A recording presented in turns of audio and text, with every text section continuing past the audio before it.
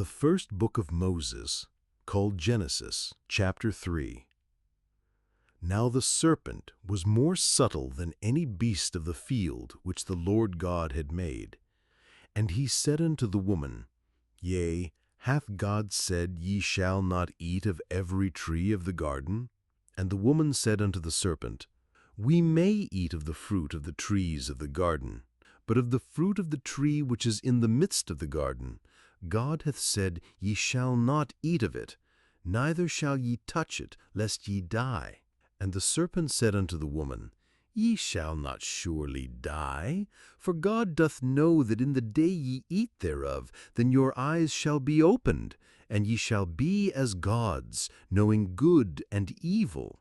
And when the woman saw that the tree was good for food, and that it was pleasant to the eyes, and a tree to be desired to make one wise, she took of the fruit thereof, and did eat, and gave also unto her husband with her, and he did eat. And the eyes of them both were opened, and they knew that they were naked. And they sewed fig leaves together, and made themselves aprons. And they heard the voice of the Lord God walking in the garden in the cool of the day. And Adam and his wife hid themselves from the presence of the Lord God amongst the trees of the garden.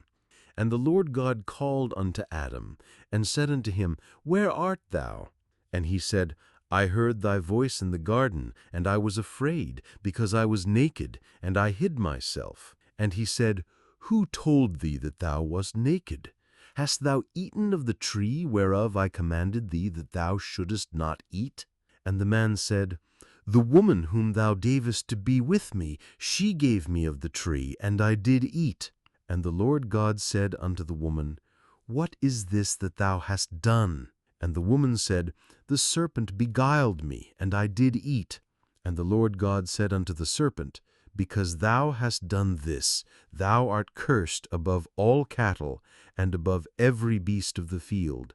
Upon thy belly shalt thou go, and dust shalt thou eat all the days of thy life. And I will put enmity between thee and the woman, and between thy seed and her seed. It shall bruise thy head, and thou shalt bruise his heel. Unto the woman he said, I will greatly multiply thy sorrow and thy conception. In sorrow thou shalt bring forth children, and thy desire shall be to thy husband, and he shall rule over thee. And unto Adam he said, Because thou hast hearkened unto the voice of thy wife, and hast eaten of the tree of which I commanded thee, saying, Thou shalt not eat of it, cursed is the ground for thy sake. In sorrow shalt thou eat of it all the days of thy life.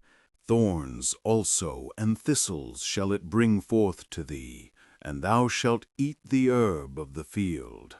In the sweat of thy face shalt thou eat bread, till thou return unto the ground. For out of it was thou taken, for dust thou art, and unto dust shalt thou return. And Adam called his wife's name Eve, because she was the mother of all living. Unto Adam also, and to his wife, did the Lord God make coats of skins, and clothe them.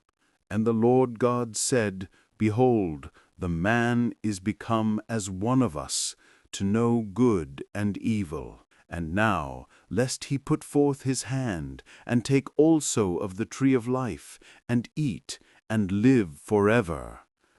Therefore the Lord God sent him forth from the Garden of Eden to till the ground from whence he was taken. So he drove out the man, and he placed at the east of the Garden of Eden cherubims, and a flaming sword which turned every way, to keep the way of the tree of life.